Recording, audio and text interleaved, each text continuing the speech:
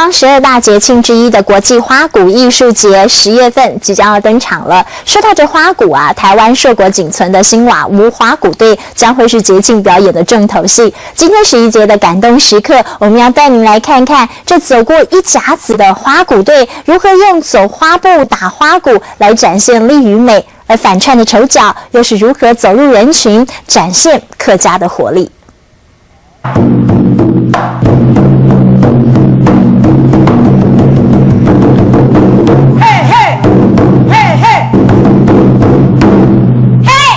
穿花衫、拿花棒、打花鼓，风格独具的新瓦屋花鼓队成为台湾硕果仅存的客家花鼓队。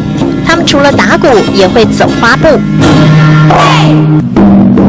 锣鼓喧天，除了展现力与美，花伞练习也很卖力。舞动鲜艳的花伞，让整场表演变得像是一场华丽的视觉飨宴。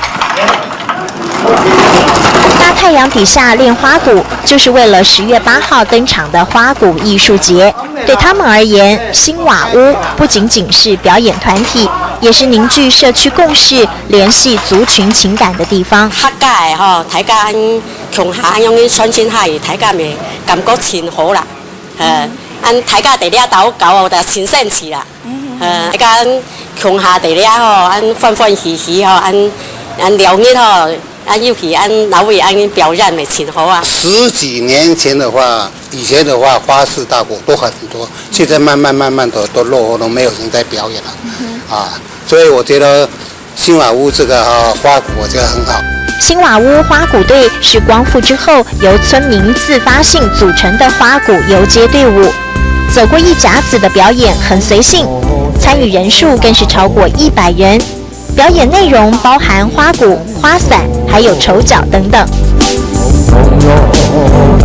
大型绕境踩街，一定能够看到他们的身影。延续传统，大小老婆争风吃醋的夸张效果是男生反串，跟群众互动，再配上鼓声节奏，果然获得好评。不过男扮女装要化这样的大浓妆，真的相当花时间，下笔还得够重才能到位。那母叶啊、醋啊，是代表在天理台呀，在把戏的。有传统特色，也能跟上时代，不希望传统凋零，所以他们还成立了后生花鼓队。就是我们这个周边的小孩子，从幼稚园开始以上呢，我们都训练，每个礼拜3晚上从这边都有训练一个客家花鼓。成立2军来接棒，还设计了不少属于自己的特色商品。新瓦屋花鼓队的活力要一直传承下去。客庄绕境踩街，寻常百姓的争风吃醋都搬上舞台，花棒花鼓下节奏，花衫花伞添色彩。新瓦屋就这样热闹街角，也缤纷一段感动时刻。